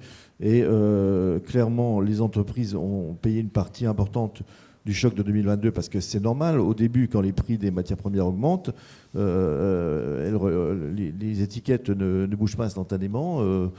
Denis, tu as montré des courbes de prix de production, de délai entre les uns et les autres. Et donc, au début d'un choc inflationniste, les entreprises sont perdantes. Et ensuite, elles restaurent leur marge. C'est ce qui se passe dans les industries agroalimentaires. L'histoire des industries agroalimentaires, c'est celle-là. Donc, le choc est moindre et les entreprises en payent une moindre partie que précédemment. Les ménages, à mon avis, n'en payent toujours pas une énorme partie. Et donc, c'est encore une fois ce qui reste. Mais ça pèse moins sur les finances publiques que l'année précédente parce que simplement, les prix de l'énergie ont eux-mêmes beaucoup baissé. Juste, à mon avis, le point intéressant, c'est pas regarder 2022-2023, c'est regarder le cumul des deux. Parce qu'on a des effets comme ça très particuliers où, par exemple, si les entreprises ont perdu en 2022 et elles récupèrent en 2023, ce qui est intéressant, c'est le cumul des 2 années, en fait. Ça ne vaut pas tellement le coup de regarder une année et l'autre. Je pense qu'il faut vraiment regarder le choc dans son ensemble. C'est pour ça que c'est important. Et c'est ce que montrait aussi Agnès, de regarder les indices d'évolution. Quand on parle de l'inflation, effectivement, c'est l'inflation avant la crise. Ce n'est pas forcément pile au mois d'octobre 2022. Ce qui nous intéresse au novembre 2022, c'est vraiment le choc dans son ensemble, quoi. Alors une autre question, est-ce qu'on peut faire un diagnostic sur les pays qui s'en sortent mieux que d'autres, ou les pays qui s'en sortent plus mal que d'autres, en fonction des comment dirais-je, des politiques déployées, des caractéristiques comme l'importance du parc nucléaire pour évidemment produire, fournir de l'électricité, malgré des difficultés temporaires de ce parc. Est-ce qu'on peut tirer un bilan, et je dirais, sur 2 indicateurs qui pourraient être, par exemple, le PIB et les effets sur l'inflation? En tout cas, ça a été très bien montré par ton graphique, Agnès, hein, sur le front de l'inflation. Au total, la France est le pays qui s'en est le mieux sorti en Europe, en zone euro, précisément pour les raisons que tu évoques. Hein. C'est bien entendu l'atténuation, mais aussi notre mix énergétique. Même si on sait très bien que l'année dernière a été l'année terrible pour EDF qui n'arrivait pas à produire l'électricité qui était demandée, il n'empêche que on avait un socle de prix, enfin on avait une bien moindre dépendance directe au gaz que cela ne pouvait être le cas d'autres pays européens. Et puis il y avait eu une atténuation très forte du choc qui est intervenue. Donc d'une certaine manière, la France a été à l'intérieur des pays européens l'un des pays les plus protégés. Maintenant, il y a beaucoup de choses qui se percutent. Quand tu vas le regarder en termes de PIB, l'un des pays qui a les meilleures performances en termes de PIB, c'est l'Italie, sur la période récente. Mais pour une raison très simple, c'est que l'Italie, c'est le moment où elle reçoit notamment les financements européens dans le programme Next Gen EU, et notamment la louant au changement des fenêtres et des portes. Hein. Ok, est-ce que ça va vous faire du potentiel de croissance en Italie ? On peut peut-être en discuter. Mais là encore, tout vient en fait en même temps. C'est qu'on est en sortie il y a encore des éléments de réponse à la crise Covid qui s'exercent et qui viennent modeler la trajectoire du PIB. Donc c'est comme toujours, il va falloir attendre du temps, voir comment les choses seront sédimentées. Ce sera plutôt dans les effets de la répercussion de l'inflation.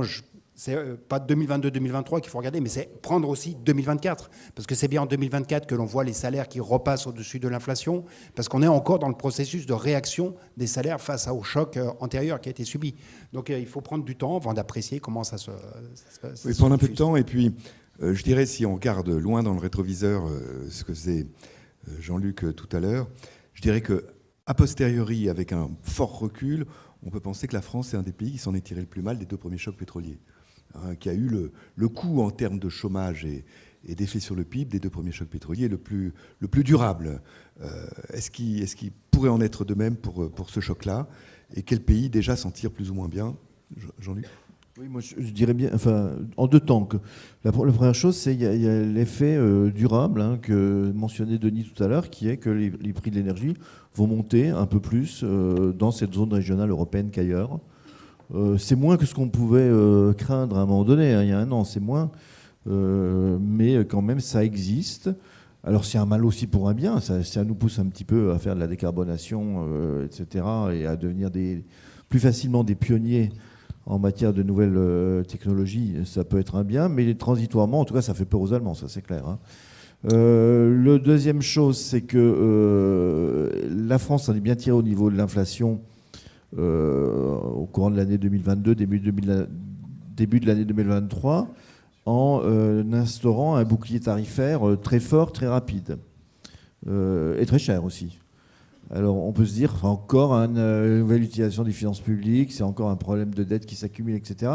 Cependant, dans un pays qui a beaucoup de mécanismes d'indexation, y compris des indexations légales, hein, y compris je sais pas, les loyers, vous en avez partout. Les péages d'autoroute sont indexés curieusement sur l'indice des prix de la consommation, les savoirs. Mais donc dans un pays où il y a beaucoup de mécanismes d'indexation, peut-être avoir tapé très vite, très fort pour éviter que l'inflation parte vite et qu'elle alimente des effets de second, troisième tour et une spirale inflationniste, c'était sans doute un bon calcul, même si ça a un coût. Cependant, aujourd'hui, évidemment, on a plus, maintenant que les prix de l'énergie ont baissé et que les boucliers tarifaires font moins leur effet, évidemment, on a plutôt plus d'inflation que les autres pays. Que les autres, ceux qui ont choisi de ne pas avoir cet instrument, qui ont laissé les prix de l'énergie monter comme les prix du marché, et qui aujourd'hui se retrouvent avec des prix qui, du coup, rebaissent. Oui, je fais ce décompte attentivement, Agnès le sait, chaque mois. Il y a un an, la France était le pays de la zone euro. On est 20 pays dans la zone euro. Le pays de la zone euro qui connaissait l'inflation la plus faible.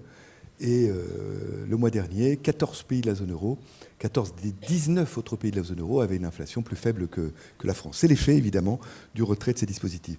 Un tout petit ajout de Mathieu et de Denis. Puis après, vraiment en 10 secondes. La première, c'est qu'effectivement, les mécanismes d'indexation, Jean-Luc l'a dit, c'est important et que quand il faut évaluer la politique publique, il faut regarder aussi les effets de second tour qu'on a évités. Vous imaginez les retraites qui augmentent là de 5% en 2024, c'est 14 milliards. Les Pays-Bas avaient une inflation à 17 ou 18%. Imaginez si vous avez dû augmenter les retraites de 17 ou 18%. Donc c'est très important de regarder ça, y compris en termes de compétitivité, parce qu'en fait, on a un gain relatif de compétitivité en partie grâce à ça. Et sur qui s'en sort mieux, si on regarde les PIB, c'est assez intéressant. Aujourd'hui, c'est-à-dire qu'on est revenu à peu près tous en même temps, troisième trimestre 2021, au même niveau de PIB que celui de l'avant-crise de fin 2019. C'est-à-dire qu'en gros, il n'y avait pas beaucoup d'écart entre les pays. Aujourd'hui, quand vous faites le bilan, la France est 1,8% au-dessus de son niveau d'avant-crise. La zone euro est à 3.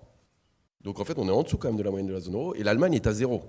Donc c'est le pays qui va très mal, c'est surtout l'Allemagne. Et les États-Unis, alors c'est là où c'est frappant, c'est plus 7,4. Donc le décrochage Allemagne-États-Unis, il est extrêmement fort depuis 2 ans. Et donc c'est vrai que la zone euro est en fait surtout le perdant, et ça c'est ce que disait Denis aujourd'hui, du choc énergétique, quoi. Mais il y a un effet politique budgétaire quand même qui est... Et politique budgétaire qui est très fort, mais effectivement, ils produisent du gaz de schiste. Ils n'ont pas eu du tout le même effet aussi sur l'énergie, démographie, l'IRA, etc. Mais on voit qu'il y a un découplage États-Unis, et en particulier, je dirais, les grands pays de la zone euro, si on prend France et Allemagne, qui est assez marquant depuis 2 ans. Denis, tu voulais rajouter un petit mot ? En fait, il m'a spoilé. Donc c'était pour faire du Schadenfreude, parce qu'effectivement, ce sont les Allemands qui ont pris le plus cher dans la période actuelle, mais parce que c'est le modèle économique fondamentalement qui est attaqué aussi. Derrière l'inflation, c'est l'approvisionnement en gaz pas cher pour approvisionner un marché chinois qui est plutôt en train de se refermer, compression des importations chinoises depuis pas mal de temps. Et donc les Allemands sont quand même dans une situation extrêmement compliquée. Regardez l'appréciation que font actuellement les industriels allemands de leur position compétitive. C'est une catastrophe. Il y a vraiment une remise en cause fondamentale de ce qu'est le modèle industriel allemand qui a été au cœur de la réussite des 20 dernières années de ce pays, là qui s'est fait à une vitesse absolument insoupçonnée. Voilà, Agnès, à toi peut-être d'ajouter un point, mais je voudrais rajouter une question à Agnès. Il y a 2 questions qui sont posées sur la politique monétaire. Est-ce que la politique monétaire a les capacités de juguler l'inflation et de nous ramener vers la cible aujourd'hui? Et je voudrais rajouter juste un petit point à cela. Est-ce qu'on ne risque pas de connaître, comme on l'observe aux États-Unis d'ailleurs, une espèce de contradiction entre la jambe budgétaire et la jambe monétaire du policy mix, avec aux États-Unis une politique monétaire qui a le pied sur le frein, une politique budgétaire qui appuie sur l'accélérateur? Est-ce que ce risque existe dans la zone euro? Est-ce que ça ne contrarie pas la politique monétaire? Bon, c'est bon, vous avez une heure devant vous. Je voulais quand même mentionner le cas du Royaume-Uni, qui quand même n'a pas de chance, on peut dire, puisque lui, il a un choc supplémentaire qui est le Brexit, et qui ne facilite pas les choses en termes de lutte contre l'inflation, puisque déjà, le Brexit, c'est le renchérissement des coûts de transport, de passage de la frontière. C'est aussi, alors c'est moins le cas aujourd'hui, mais ça a été une chute de la population active disponible, puisque stop à l'immigration. Maintenant, l'immigration est revenue, elle est au-dessus du niveau d'avant, mais ça n'est pas la même immigration. Donc il y a des questions de compétences qui peuvent se poser au niveau du Royaume-Uni et donc de productivité. Et en termes d'investissement, c'est assez spectaculaire. Il y a eu un arrêt de l'investissement. Et l'investissement, eh bien, c'est des capacités de production. Et donc, voilà, il y a une grosse difficulté au Royaume-Uni, aussi liée au Brexit, qui rend les choses plus compliquées pour lutter contre l'inflation. Pourquoi est-ce que d'ailleurs, lorsqu'il y a eu l'invasion de l'Ukraine par la Russie, les économistes, il y a eu pas mal de discussions sur comment on pouvait se passer du gaz russe et en particulier s'en passer grâce aux importations de gaz d'autres pays, mais aussi de produits intensifs en gaz d'autres pays. Et il y avait un certain nombre d'économistes qui disaient ne vous inquiétez pas, ça va bien se passer parce que tout au long de la chaîne de valeur, on peut faire des substitutions. Donc la mondialisation, c'est aussi utile pour lutter contre l'inflation parce que ça permet aux entreprises de substituer assez rapidement des inputs d'un pays vers un autre pays. Enfin, je ne parle pas des questions de polarisation qui sont inquiétantes, mais sur le principe même, ça fonctionne. Alors, est-ce que la Banque centrale peut lutter contre l'inflation ? Oui, il semble que la preuve, ça se passe relativement bien, l'inflation recule. Ça n'est pas que la Banque centrale, il y a des effets de base, il y a l'effet de l'énergie, donc tout ça c'est pris en compte. Mais sur la partie, le cœur de l'inflation, ce qu'on appelle le cœur de l'inflation, qui est hors énergie et alimentation, eh bien on voit aussi un recul de l'inflation, et en fait, c'est mécanique, c'est-à-dire qu'à partir du moment où la hausse des taux d'intérêt rend l'emprunt plus difficile, ça donc calme la demande. Et au bout d'un moment, comme l'a dit très bien Denis tout à l'heure, les entreprises sont obligées de modérer leurs prix, voire de les baisser pour trouver des clients. C'est aussi simple que ça. Et donc à ce moment-là, l'inflation recule. C'est vraiment ça qui est en cours. Et toute la difficulté pour les banques centrales, c'est d'arriver à bien doser. Parce que comme il y a un délai entre le moment où elle monte les taux d'intérêt et le moment où l'inflation va reculer, là c'est comme un bateau où on tournerait trop et finalement on n'irait pas dans la bonne direction. Donc il faut le faire par étapes et bien mesurer la transmission de la hausse des taux d'intérêt de manière à arrêter, et bon, il y a eu une pause là, la dernière réunion du Conseil des gouverneurs, arrêter et voir comment, parce que la hausse des taux continue à se diffuser, et de manière à ce que l'inflation recule à 2%, mais pas moins n'aille pas à 0%, vous voyez ce que je veux dire. Bon, on en est encore loin, mais c'est vraiment ça, et que l'économie ne tombe pas en récession. C'est pas ce qu'on a dans les prévisions, ni celle de l'Eurosystème, ni celle des autres institutions, mais c'est quelque chose qui est évidemment surveillé de très près. Et la dernière question. Ah oui, alors le policy mix. Alors c'est aussi une question très intéressante parce qu'on a parlé des boucliers tarifaires, et les boucliers tarifaires, ça coûte cher. On a vu les conséquences en termes de finances publiques, ça coûte cher, mais ça a modéré les prix. Alors durablement, pas durablement, il faut voir. Nous, on pense que plutôt oui, mais on saura dans un an ou deux. Donc, c'est une politique budgétaire qui fait du déficit, mais moins d'inflation, et non pas plus d'inflation. Alors qu'on est habitué à dire, quand il y a plus de déficit public, ça fait de l'inflation parce que ça fait de la demande, et donc ça fait monter les prix. Aux États-Unis, c'est ce qu'il y a eu, parce qu'eux, ils n'ont pas eu le choc énergétique, en fait. Par contre, ils ont eu des programmes, ils ont toujours d'ailleurs des programmes de dépenses publiques très allants.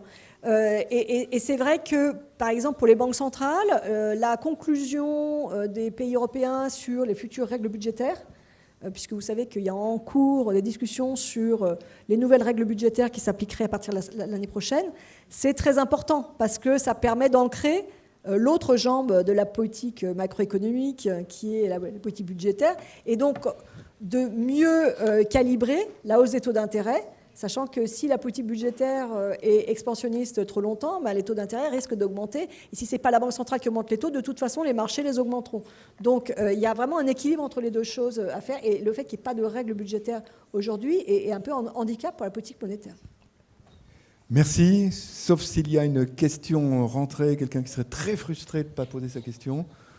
Il sera temps je vois personne qui lève la main.